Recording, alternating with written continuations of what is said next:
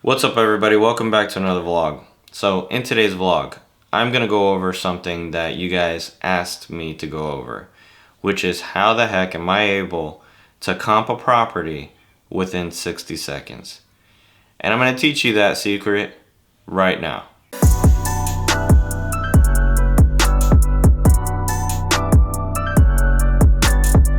Told you not to call here. It's not for sale. Quit texting me and aggravate. So I'm going to teach you guys exactly what I do and what my process is on giving these offers quickly without missing a beat.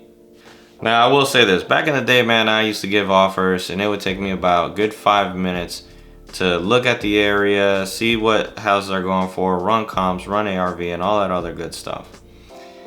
And the key to all of this is preparation and good market research. Now, what exactly do I mean by good market research? That means knowing the area that you are targeting and the type of homes you are targeting. Give you an example, I target homes only built before 1975 with homeowners who have owned the homes for at least 10 years or more and that are heavily distressed, verified by Driving for Dollars. So I know that these homes are gonna need at least a minimum of $40,000 to $70,000 worth of work if they are between 500 to 1200 square feet. Knowing that, okay, usually my base metric is if it's under 1,000 square feet is 40. If it's over 1,000 square feet, for every 500 square feet, I go up 10 grand. So if it's 1,500 square feet, it's $50,000. If it's 2,000 square feet, it's $60,000, and so on. That way I can give an offer quickly. But here's the thing, I usually don't even need to know what type of repairs the property needs by just looking at the cash sales in the area. Because I know that the majority of the homes in this area built around the same time, around the same square footage, are gonna require similar amounts of work. So let's jump into this. All right, so I'm gonna use an area of Charlotte that I typically target, which is Enderley Park. Now Enderley Park is a pretty neighborhood, a lot of teardowns, a lot of older homes, and the ARV in this area is pretty ridiculous. So I'm just gonna choose a home at random. I'm gonna do a street view, which I think I just found the right house.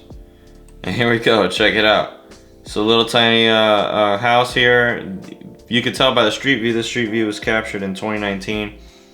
You know, the roof is beat up, you know, the siding, it looks like somebody spray painted the window white and not let the light in. And this is a neighborhood that's being gentrified. So what we're gonna do is we're gonna take this address and we're gonna use the freeway first, which is through Zillow, and we're gonna find out what's selling in this area, which, oh God, I don't know what I did here. Here we go. So I'm gonna come in here to Zillow, plug in the address, and here we go. 722 square feet, 3409 Rogers Avenue. Here on Rogers Avenue, I'm gonna zoom out and I'll show you guys what I have in here. I have homes under 1,500 square feet, sold in the last 6 months, and you know, I press here, sold. So you can see all of the home sales in the area. Now you got a couple home sales that, you know, of course vary in different amounts, but what we're looking for is, you know, homes like the one I just saw and how much they sold for. So like for example, this one is a flip. It's on the market right now for $350. They paid like $265,000, I think it was. No, $235.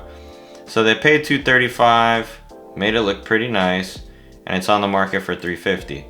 But what did this house look like when they first bought it? Let's look at some other homes, see if we can find something that kind of looks like that house before they fixed it up. Let's see if we can find some. All right, boom, here we go.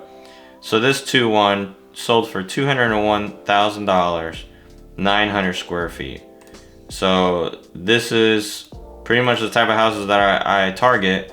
This one looks like they did a little bit more work to it though.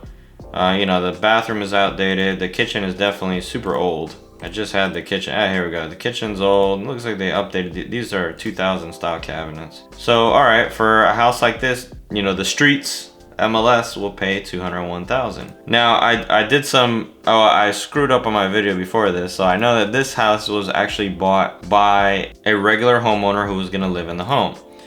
But then you got this house right over here. I'm trying to find it now. I think it was this one. Let me see here. Okay, here it is.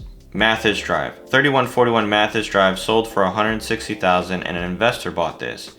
So they paid about $200 a square foot for the house. Now, from what I'm seeing here on Zillow, which is a great data source, it looks like this was public record sale. So more than likely this was a wholesale deal. And these pictures are from 2015 when they were trying to rent this property out. So what this is telling me is that the wholesaler picked this up for $160,000 and they probably sold it for about $170,000 to $180,000. Meaning that my $20,000 assignment fee would probably be locked in here, and I could pay for any house in this area about $200 a square foot. So that means you can literally pick any house in this area. We can probably go back to that one little house that we have, 3409 Rogers Street, which I think this one was like, what was it, like 700 square feet? That means any house in this area, if they're using the price per square foot method, like that house, $998, let's say for example. So at $200 a square foot times $998, that means I could pay $199 for this house and probably sell it for about $210. $210, $220, maybe even $240, because I saw a few other houses that sold in that range. Now, at the same time, this is also a tear down neighborhood. Let me see if this one was a new, no, this is not a new build. This is this is an old home. So this is not a new build. So let's see what they paid for this one.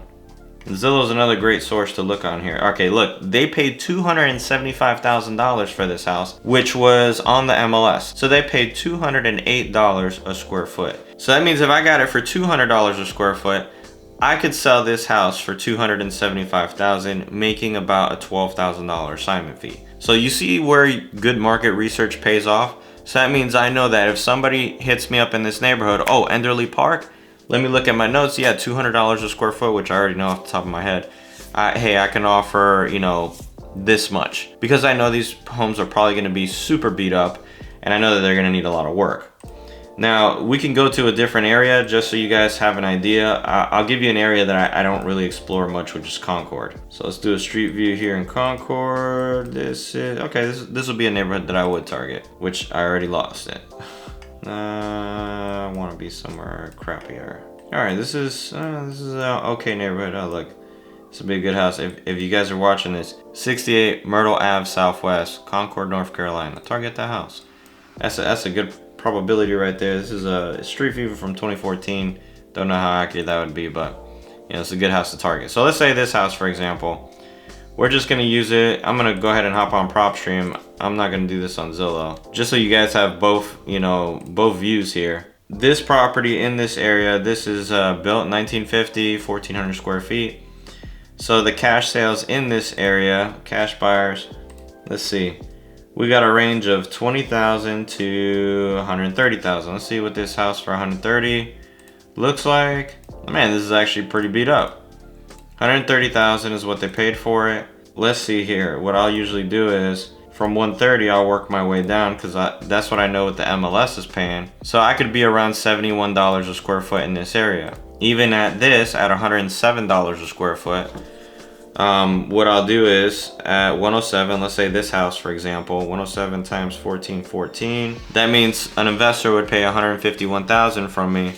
So I can subtract 30,000 as a safe point of starting my offer at around 121 and working my way up no more than 131. And that's pretty much it. You know, this is exactly how we make offers within 60 seconds, and we don't have to do a lot of research, you know, during that moment in time when we're actually, you know, making the offer. So that's it for me, guys. I'm gonna go ahead and hop off here. I got a few other things to do today. Hopefully this video helped you out. That way you guys can make, you know, faster offers. Just make sure you do your market research in the areas that you are targeting and the specific homes that you're targeting. If you're targeting nicer houses, look at the comps on nicer houses. If you're targeting older homes, look at the comps on older homes. And that's pretty much it, guys. So take it easy. Hope you guys are winning in your businesses, and I'll catch you guys in another vlog.